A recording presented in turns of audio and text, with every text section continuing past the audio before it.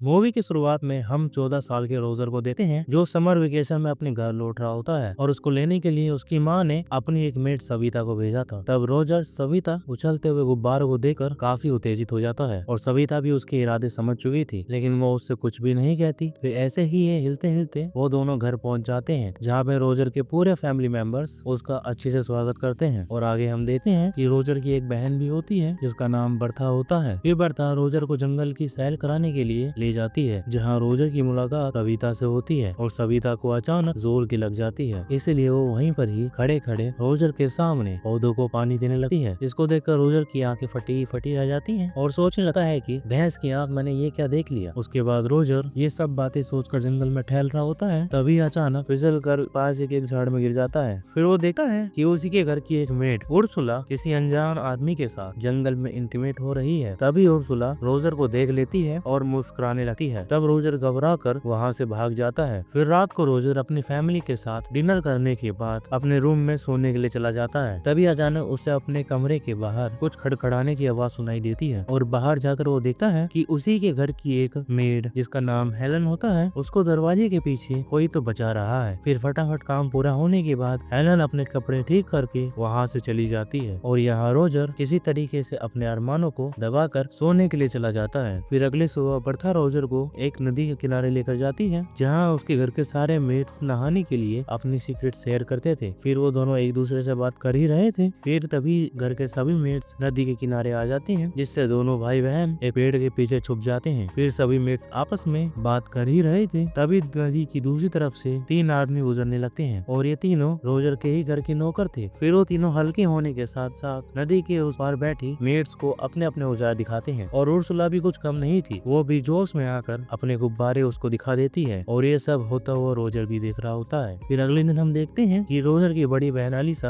अपने पिता के साथ घर आई है और घर के सभी फैमिली मेंबर्स अच्छे से उसका स्वागत करते हैं। फिर एलिसा सभी से गले मिलती है पर रोजर से सिर्फ हाय हेलो कहकर अंदर चली जाती है। तब रोजर अपने साथ में हुई इस भेदभाव के कारण काफी निराश हो जाता है और बर्था को रोजर की निराशा समझ में आ जाती है और वो उसका मन बहलाने के लिए उसको एक चर्च में ले जाती है जहाँ वो दोनों छत के ऊपर चढ़कर अपनी मासी की बातें सुनने लग जाते हैं और उसकी मासी मार्गरेट चर्च के पास फादरी के पास अपने पाप कन्फेस कर रही होती है, जिसमें वो फादर को बताने लगती है मुझसे एक बहुत बड़ा पाप हो गया है। दरअसल मेरा नेफ्यू रोजर अपने समर वेकेशन की छुट्टियां यहाँ पर आया है और जब से मेरे नैन उसके नैनों से टकराए हैं मैं तब से उसकी दीवानी हो चुकी हूँ और कई बार तो मैंने खुद को उसके साथ इंटीमेट होते हुए महसूस किया है। फिर ये सारी बातें छत के ऊपर छिपा रोजर ध्यान से सुन रहा था, जिसे सुनकर वो काफी खुश हो जाता है और सोचने लगता है कि वही तो है इस घर में जो मेरे बारे में भी सोचता है। और वही सोच ही रहा था कि तभी अचानक वो छत से नीचे गिर जाता है, जिससे उसका भांडा फूट जाता है। उसके बाद मार्गरेट और फादर रोजर की माँ को उसके बारे में सब कुछ बता देते हैं, जिसे सुनकर रोजर की माँ